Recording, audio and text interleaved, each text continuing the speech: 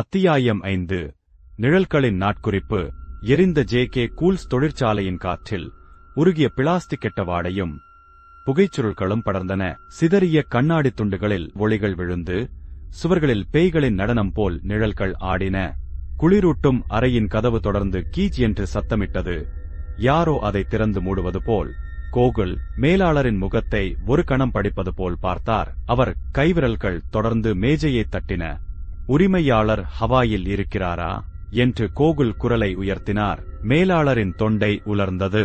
ஆம், அவர் நாளை வருகிறார். நாளை? கோகுலின் புருவங்கள் மேலேறின. ஒரு வாரம் முன்பு புறப்பட்டவர் வெடிப்புக்கு அடுத்த நாள் திரும்புகிறாரா? சுவாரஸ்யமாக இருக்கிறது என்றார் கோகுல். மேலாளரின் கைபேசி அதிர்ந்தது. உடனே அவர் அதனை எடுத்து பார்த்தார். திரைக்கு மேல் பனைமரம் எமோஜி மின்னியது. ஆனால் அரசு அதனை கவனித்து விட்டான். சரி சரி, பதட்டத்தை குறையுங்கள் என அரசு கூறியவாறு குளிரூட்டல் அறைக்குள் நுழைந்தான். அங்கே இளம் காவலரின் நெற்றியில் வியர்வை முத்துக்கள். அவர் ஏசி குழாயை நோக்கி சுட்டிக்காட்டிய கை நடுங்கியது. சார், இதில் இருந்து வித்தியாசமாய் ஏதோ சத்தம் கேட்கிறது என்று கதவை திறக்க முயற்சிக்கும் போது அரசு குழாயை தொட்டான். உலோகம் சூடாக இருந்தது. ஆனால் உள்ளே இருந்த புத்தகம் பனிக்கட்டி போல் குளிர்ச்சியாக இருந்தது. புத்தகத்தை வெளியே இழுத்ததும் காற்று ஊளையிட்டது. கதவு தடார் என்று மூடியது. சார், இங்க பாருங்க, காவலர் கூச்சலிட்டார். புத்தகத்தின் தோல் அட்டையில் உள்ள சின்னங்கள் ஒளி மங்கும் போது இரத்தச் சிவப்பாக மாறின. ஒரு வெட்டப்பட்ட குரல்வளையைப் போல் அது தோன்றியது. அரசு புத்தகத்தை வாங்கினான். அதன் பழைய தோல் அட்டையில் உள்ள விசித்திரமான சின்னங்கள் ஒளியில் மாறுவது போல் தோன்றியது. அது அவனுள் ஒரு இனம் புரியாத பயத்தை ஏற்படுத்தியது. அரசு ஒரு சின்னத்தை தொடத் தோன்றிய போது அவன் கைவிரல்கள் தானாகவே பின்வாங்கின. இது வெறும் புத்தகம் இல்லை, அரசு தனக்குள் கூறிக்கொண்டான்.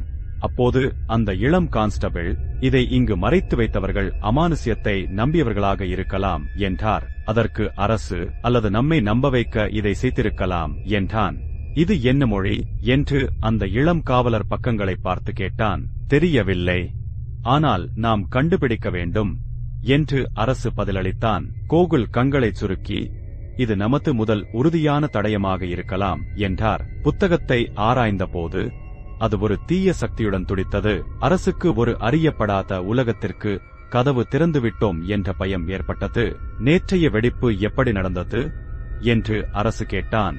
ஒரு நோர் சர்க்கிட் தீப்பொறியை உருவாக்கி தொழிற்சாலையில் உள்ள ஆக்சிஜன் சிலிண்டரை தாக்கியதால் இந்த விபத்து நடந்ததாக காப்பீட்டு அதிகாரி கூறினார் என்று கோகுல் விளக்கினார். ஷார்ட் சர்க்யூட் என்றால் ஏன் பாதுகாப்பு கேமரா டேப்புகள் காணாமல் போயின? அரசுவின் குரலில் கிண்டல் தொனித்தது. ஏன் இந்த புத்தகத்தை இங்கே மறைத்தார்கள்? யாருக்காக? அரசு புத்தகத்தின் பக்கங்களை புரட்டினான். வார்த்தைகளுக்கு இடையே வெற்று இடங்கள், ஒரு ரகசிய குறியீடு போல். இது ஒரு வழிகாட்டி. இந்த வெடிப்பு முதல் படி மட்டும்தான். அரசு முணுமுணுத்தான். கோகுல் புத்தகத்தை அரசுவிடமிருந்து வெடுக்கென புடுங்கி காவலரிடம் வீசினார். இதை வைத்திரு, நான் கேட்கும் போது கொடு என்று கூறினார்.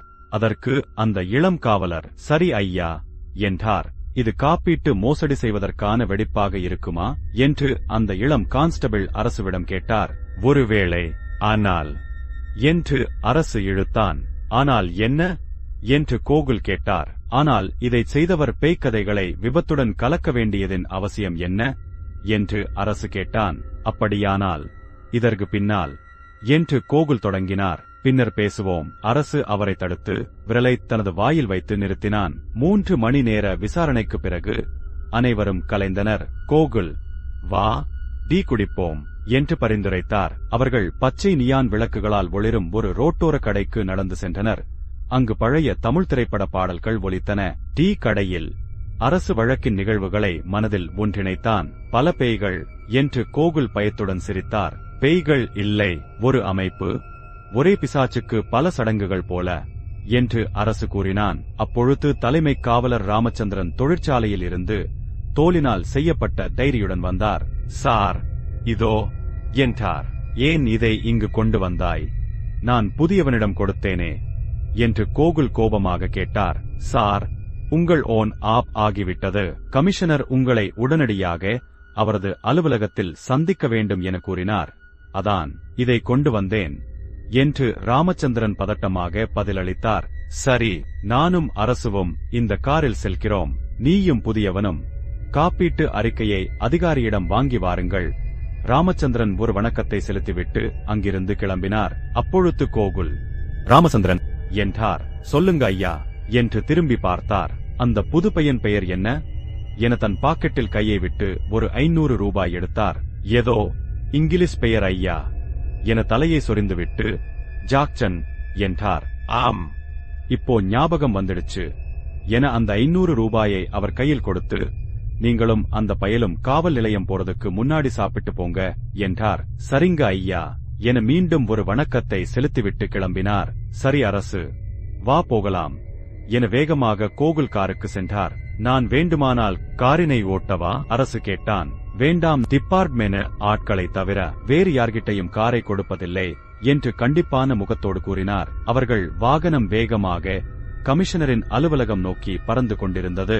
அப்பொழுது வழியில் அரசு டைரியை புரட்டினான். தமிழ் எழுத்துகளில் வார்த்தைகளுக்கு இடையே வேண்டுமென்றே இடைவெளிகள் இருந்தன.